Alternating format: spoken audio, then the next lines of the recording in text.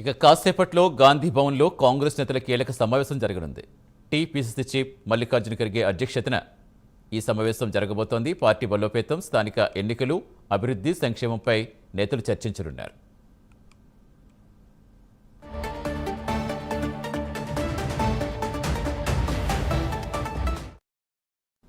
పూర్తి సమాచారం ఇచ్చేందుకు మా కరెస్పాండెంట్ అజీం జాయిన్ అవుతున్నారు. Good morning Azeem.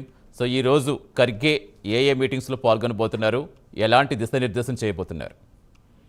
Good morning Satish. మరి కాసేపట్లోనే ఏఐసిసి అధ్యక్షుడైనటువంటి మల్లికార్జున ఖార్గే అలాగే AICC general secretary H Venugopal ఇద్దరు కూడా గాంధీ భవన్ కు చేరుకుంటారు. గాంధీ భవన్ లో ఈ రోజు 11 గంటలకు పిఏసీ సమావేశం, పొలిటికల్ అఫైర్స్ కమిటీ. ఇది పార్టీలో చాలా కీలకమైనటువంటి కమిటీ. అందుకే దీంట్లో ఉన్నటువంటి సభ్యులందరూ కూడా చాలా కీలకమైనటువంటి సభ్యులు ఉంటారు. దీంట్లో సీఎం రేవంత్ రెడ్డి, పిసిసి అధ్యక్షుడు మహేష్ కుమార్ గౌడ్, వర్కింగ్ ప్రెసిడెంట్లు అలాగే మంత్రులు అందరూ కూడా ఈ కమిటీలో ఉంటారు. సెంట్రల్ ఆర్గనైజేషన్ సంబంధించినటువంటి చైర్మన్ అందరూ కూడా ఈ కమిటీలో ఉంటారు. ఈ కమిటీలో చాలా కీలకమైనటువంటి నిర్ణయాలు కూడా పార్టీ సంస్థాగత సంబంధించినటువంటి బలోపేతకు సంబంధించిన అంశంపై కావచ్చు, రానున్నటువంటి స్థానిక సంస్థలకు సంబంధించినటువంటి ఎన్నికలపై కావచ్చు, అలాగే పార్టీలో అంతర్గత విభేదాలు ఏమైనా ఉన్నాయి, ఆ పార్టీ వ్యవహారాలు ఎలా నడుస్తున్నాయి, పార్టీలో పదవులు ఎవరెవరికి ఇచ్చారు, ఎలా ఇచ్చారు, ఏ క్రైటీరియా మీద ఇచ్చారు, ఇంకా ఆశిస్తున్న వారు ఎవరు, పార్టీ కోసం కష్టపడి పనిచేసే వారు ఇంకెవరైనా బ్యాలెన్స్ గా ఉన్నారు, ఇలాంటి అనేక అంశాలను కూడా ఏదైతే ఈ కమిటీలో చర్చిస్తారు. దీంతో పాటు ఎవరికైనా కంప్లైంట్స్ ఉంటే కూడా వారు కూడా ఏఐసిసి అధ్యక్షుడు మల్లికార్జున ఖార్గే, జనరల్ సెక్రటరీ కేసీ వేణుగోపాల్ దృష్టి కూడా తీసుకొచ్చే అవకాశం కూడా ఉంటుంది. సో ఈ కమిటీ తర్వాత కూడా పిసిసి ఎక్స్టెండెడ్ కమిటీ సమావేశం కూడా ఉంది. ఎక్స్టెండెడ్ కమిటీ సమావేశంలో కూడా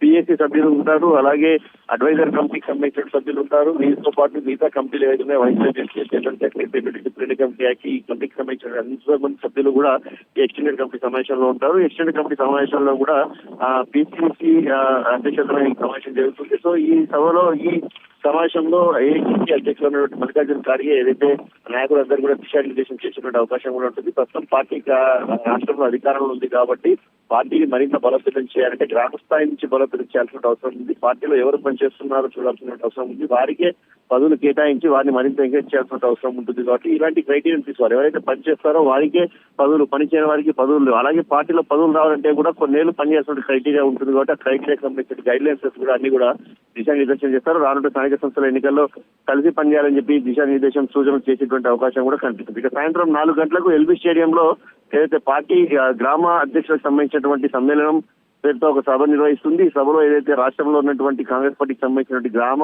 గ్రామ అధ్యక్షులతో పాటు మండల, జిల్లా పార్టీకి సంబంధించిన అధ్యక్షులు, అలాగే ఎమ్మెల్యేలు, ఎంపీలు, ఎమ్మెల్సీలు, కార్పొరేషన్ చైర్మన్ అందరూ కూడా ఈ సమావేశంలో హాజరవుతారు. ఈ సమావేశంలో కూడా మల్లికార్జున ఖార్గే చేసేటువంటి ప్రసంగం చాలా కీలకం కాబోతుంది. ఎందుకంటే ఈ దేశంలో ఇప్పటివరకు ఏదైతే ఇలాంటి సభ, ఏదైతే జై బాపు, జై భీమ్, జై సంవిధానం సంబంధించినటువంటి కార్యక్రమంలో భాగంగా మొదటిసారి తెలంగాణ రాష్ట్రంలో ఏదైతే గ్రామ అధ్యక్షులకు సంబంధించినటువంటి సమావేశాన్ని తెలంగాణలో నిర్వహిస్తున్నారు. సో ఈ నేపథ్యంలో మల్లికార్జున ఖార్గే ప్రసంగం ఎలా ఉండబోతుంది, ఏ రకమైన దిశానిర్దేశం కార్యకర్తలకు కావచ్చు, నాయకులకు కావచ్చు, ఏ రకమైన దిశానిర్దేశం చేస్తారనేటువంటి ఆసక్తి అయితే అందరిలో ఉంది. మొత్తానికి అయితే నిన్న కూడా చూసాం మనం, ఏదైతే మల్లికార్జున ఖార్గే నేను సాయంత్రం వచ్చిన తర్వాత ఏదైతే రాజకృష్ణ హోటల్లో బస చేసిన తర్వాత కూడా అక్కడ ఉన్నటువంటి ఎవరైతే మంత్రులు పదవులు ఆశించారో, ఎవరైతే వారు అసంతృప్తి చెందారో వారందరూ కూడా పిలిపించుకొని మాట్లాడారు. సో పార్టీని దేశవ్యాప్తంగా బలోపేతం చేస్తే రాష్ట్రాల్లో ఎక్కడైతే అధికారంలో వాళ్ళందరినీ కూడా బలోపేతం చేయాలనే దిశగా అయితే మల్లికార్జున ఖార్గే పిసిసి అడుగులు వేస్తున్నట్టయితే మనకు తెలుస్తుంది సతీష్.